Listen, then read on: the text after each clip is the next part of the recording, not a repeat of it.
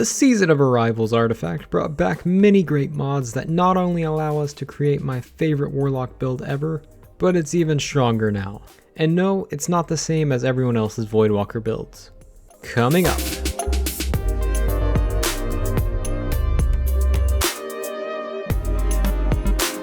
Hey, what's up guys? I'm Marshix, and today we're looking at my updated Chaos Hold build. If you enjoyed this video, go ahead and hit subscribe. It's free, and you can always change your mind later. I've seen a lot of similar builds running Devour, but we run Top Tree Attunement of Chaos. It's a lot more fun, and it gives us access to Sloba Bomb and Overcharged Grenades. Looking at the whole tree, Entropic Pull gives you grenade energy on melee hits. Chaos Accelerant allows us to overcharge our grenades. Bloom causes enemies to explode, and Cataclysm is our Sloba Bomb. We are running Vortex Grenade because 1, it's great for ad clear and holding off a point, and 2, it can proc Armament mods twice, but I'll talk about that later. For my exotic, I'm of course running Controverse Hold. Resist incoming damage while charging your Void Grenades. Charged Void Grenades will return a random amount of grenade energy on hit. In my old video, I was using a Collections roll, but no longer. Having an Arc Controverse allows us to run Enhanced Impact Induction. This reduces the cooldown of our grenades when we damage enemies with a melee attack, and if you remember, Entropic Pull does the same thing. What I'm trying to say is if you don't have a grenade available 90% of the time, you're doing something wrong and you should feel bad about yourself. In case you still need more grenade energy, we're running Breach Resonator on the chest piece. This grants melee and grenade energy on final blows from a shield piercing weapon. Well, would you look at that? Recluse has anti-barrier. Auto rifles with Demolitionist are also great options if you don't feel like using only Recluse for another season, and of course put on an anti-barrier to go with that. The artifact also gave us Overload Grenades, so if you plan on doing anything with Overload champions, you can easily throw this mod on and melt them. If you aren't, then you can fill that slot with an Ammo Reserve or Unflinching mod. The last mod on our chest piece is an Armament mod. Armaments give us heavy ammo on grenade kills of certain enemies. I have 2 chest pieces for this build. One with a Black Armory mod slot, and one with an Opulent mod slot. The Black Armory one allows us to run Taken or Fallen armaments, while the other allows for Hive armaments. These mods are amazing with this build, because we basically always have grenades.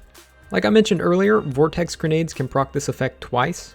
There's a brief cooldown, but in this clip you can see that if you throw an overcharged grenade and get the kill right away, the grenade will last longer than the cooldown timer, so at the very end of the grenade, you can still get another kill and get double the amount of ammo. On the class item, we have Oppressive Darkness. This was my favorite mod from Season of the Undying. Causing damage with a Void Grenade adds a weaken effect to combatants. This weaken effect is about 5 seconds, and does the same 30% debuff as all the other debuff options like Melting Point and Tether.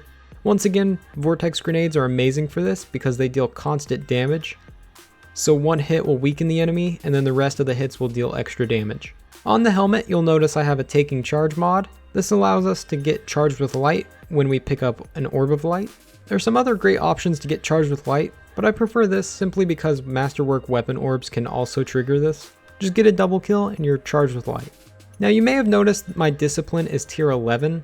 That's because I don't have the final mod. As soon as I unlock it though, you know I'm throwing it on. That mod of course is the Energy Converter. It takes away 10 discipline, but states, using your grenade attack grants you super energy, consuming all stacks of charged with light.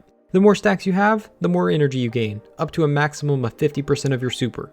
In order to get 50%, you would need 5 stacks, and obviously we don't have room on our gear to increase the maximum stacks. But even then, we are still constantly using our grenades and getting charged with light, so I don't think it's very necessary. If you don't have this mod, but you still want to make this build, you can easily replace it with either Firepower or Heal Thyself. Keep in mind though, those require Solar Affinity armor, while the new mod requires Void. And finally, I just filled up the other slots with stat mods and anything else that seemed useful. I hope you found this video helpful, and if you did, please feel free to leave a like and subscribe for more Destiny 2 content in the future.